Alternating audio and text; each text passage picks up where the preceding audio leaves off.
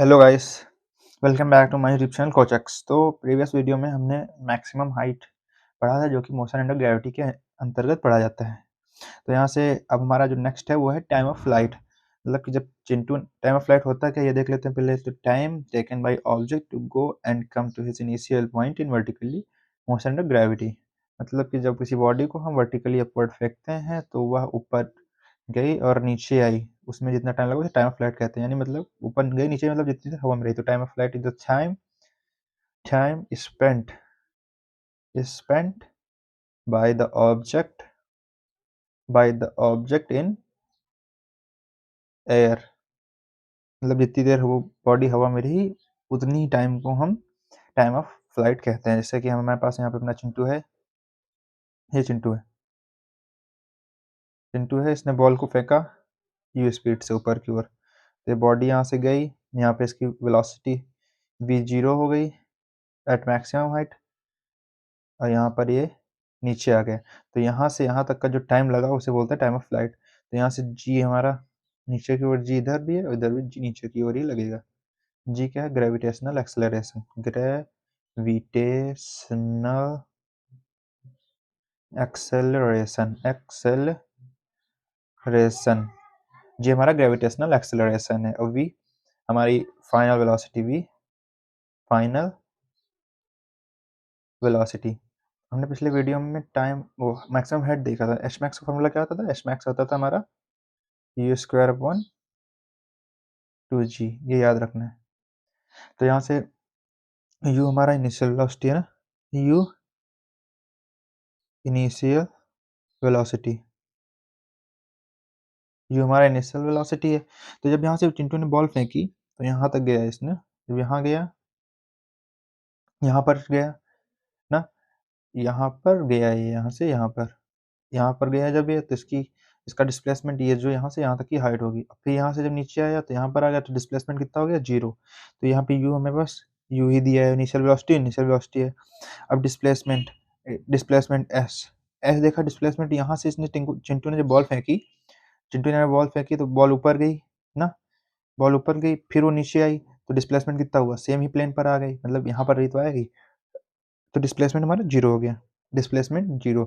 और ए कितना है हमारा? माइनस जी। देखो ए यहाँ पर माइनस जी लग रहा है, ए माइनस जी, ये हमारा माइनस जी है, नीचे की ओर लग रहा है क्योंकि हमने ऊपर वाली डायरेक्शन को पॉजिटिव माना था, ऊपर वाली डायरेक्शन पॉजिटिव और नीचे वाली डायरेक्शन निगेटिव। ये साइन कन्वेंशन होता है, ऐसे बोलते हैं साइन कन्वेंशन। तो ऊपर की डायरेक्शन पॉजिटिव, तो यहाँ से u हमारा पॉजिटिव है। देखो u ऊपर की ओर जा रहा है ना, u ऊपर की ओर पॉजिटिव, g नीचे की ओर लग रहा है। g हमेशा नीचे ही लगता है, और जब ऊपर से आएंगे ज़्यादा तेज ज़्यादा स्पीड, तो रिलेटिव मोशन की बातें हैं। तो यहाँ से u हमारा u है, s जीरो है, a माइनस जी है ना। हमको निकालना क्या? टाइम। टाइम हमको कैलकुलेट करना है कि टोटल टाइम कितना लगा, यहाँ से यहाँ तक जाने में टाइम कितना लगा। तो यही टाइम जो है हमारा, ये क्या है हमारा? Time of flight, time of flight है टाइम। तो यहाँ से फिर हमको पता है कि जी जो होता है वो कांस्टेंट होता है, इसलिए we can use equations of motion. Equations of motion हम यूज कर सकते हैं। तो यहाँ से हमारे पास u है, s है, a है, t है। तो t s u किस और a किस वाले उसमें आता है? सेकंड में आता है। सेकंड वाली क्या होती है? s बराबर u t plus half a t square. S बराबर u t plus half a t square होता है। तो यहाँ से एस बराबर u t plus half a t square.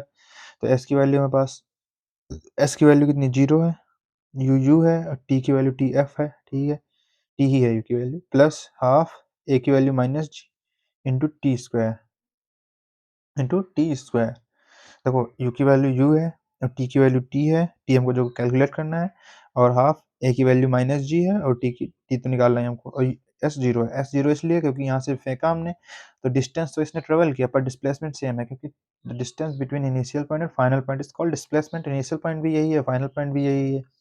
तो यहाँ से डिस्प्लेसमेंट ऊपर की ओर नहीं है, जिस पे हम लगा रहे हैं अपनी इक्वेशंस। तो यहाँ से यू जीरो है, एस जीरो है, तो यहाँ zero plus U T minus यहाँ से हाफ जी टी स्क्वायर ना, जी टी स्क्वायर। तो यहाँ से ये हाफ जी टी स्क्वायर इधर आ जाएगा, तो हाफ जी टी स्क्वायर इधर चला गया, माइनस का तो positive equal to u t.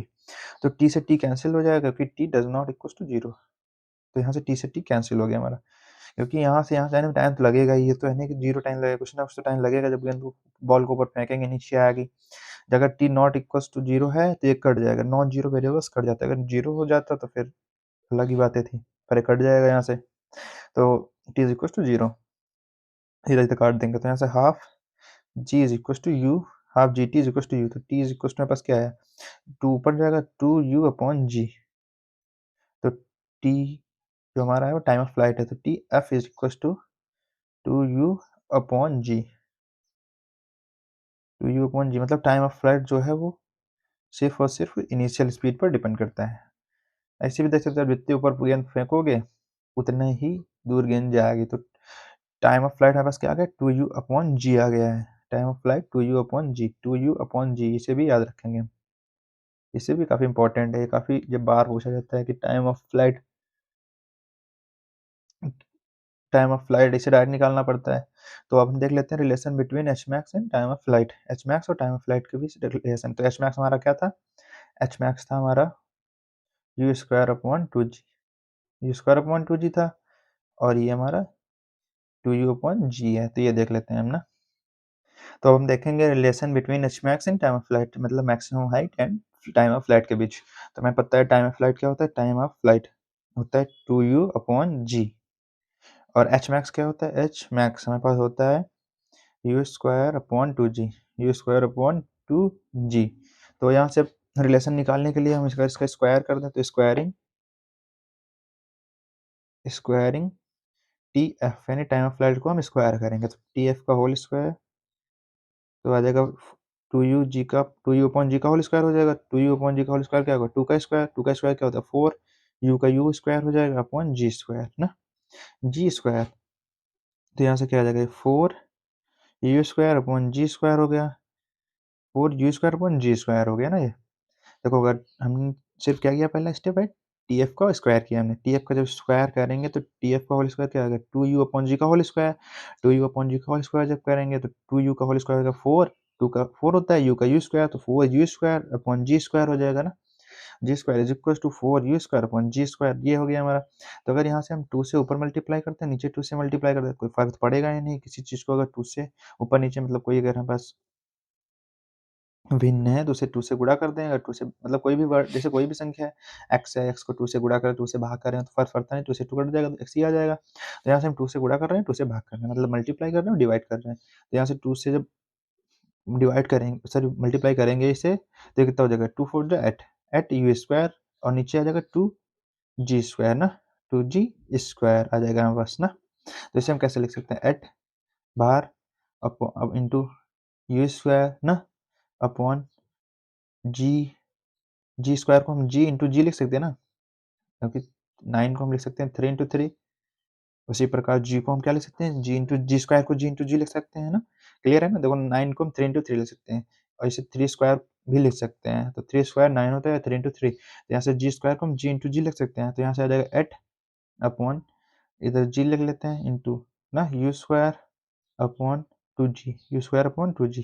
तो u square upon two g क्या है, देखो हमारा u square upon two g, u square upon two g क्या है हमारे पास, u square upon two g हमारे पास एच मैक्स है, तो यहाँ से eight into g into h max आ गया, एच मैक्स। तो यहाँ से क्या आ गया, t f time of flight का whole square is equal to eight h max upon g, eight h max upon g. तो यहाँ से एच मैक्स की अगर वैल्यू निकालें हम, एच मैक्स की वैल्यू, तो एच मैक्स इधर ही रहेगा, एच मैक्स ना, एच मैक्स इधर रहेगा, देखो एच मैक्स इधर है, जी नीचे है, जी इधर जाएगा, तो टाइम ऑफ फ्लाइट का होल स्क्वायर इंटू ये जी इधर आया, जी और इंटू एट एच था, eight h max is equal to g इधर हमने मल्टीप्लाई कर दिया, जी इधर आ गया ना, देखो इधर से eight h max upon g, और टी एफ का होल स्क्वायर हमारे स्टार्टिंग में था ही, तो यहाँ से टी एफ का whole square is equal to eight h max into g है, ये हमारे पास है ना, जी है, तो यहाँ से जी ऊपर जाएगा तो यहाँ मल्टीप्लाई हो जाएगा ये, तो ये देखो इधर मल्टीप्लाई एट एच मैक्स से वैसे के वैसे रह गया ना, और जी इधर मल्टीप्लाई हो गया, तो टी एफ का होल स्क्वायर इंटू जी आ गया। तो यहाँ से अब एट जो है इधर नीचे आएगा, इधर नीचे आएगा, तो यहाँ से एच मैक्स टी एफ का होल स्क्वायर इंटू जी अपॉन एट, नीचे आ गया हमारा ना, एट नीचे आ गया। तो यहाँ से रिलेशन हमारा क्या है, h max is equal to g by eight into t f का whole square.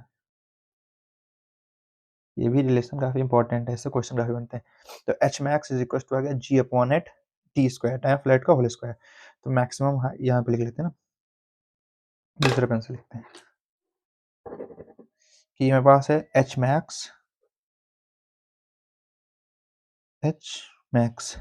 Is equal to g upon eight into time of flight का whole square, g by eight into time of flight का whole square, ये हमारा हो गया। तो relation, ये तीन फार्मूले आ गए हमारे पास, एक ये टाइम ऑफ फ्लाइट का काफ़ी इंपॉर्टेंट है, और ये हमारे पास है एच मैक्स का और relation between time of flight and H max, ये हमारे तीन फार्मूले हो गए हैं। अब हम इसके जो नेक्स्ट वीडियो आएगा उसमें देखेंगे टाइम ऑफ असेंट क्या होता है, टाइम ऑफ डिसेंट, मतलब यहाँ से जब बॉल को ऊपर फेंका गया तो ये टाइम कितना लगा, इसे बोलते हैं टाइम ऑफ असेंट, और जब नीचे आता है तो इसे बोलते हैं टाइम ऑफ डिसेंट। तो ये देखेंगे पहले नॉन, मतलब जब एयर रेजिस्टेंस को कंसीडर नहीं किया जाएगा तब देखेंगे, और जब एयर रेजिस्टेंस को कंसीडर कर लिया जाएगा तब क्या होता है, ये सब देखेंगे। तो इसे बोलते हैं टाइम ऑफ असेंट, इसे बोलते हैं टाइम ऑफ डिसेंट। तो आज के लिए इतना है, नेक्स्ट वीडियो में बाकी आगे देखेंगे।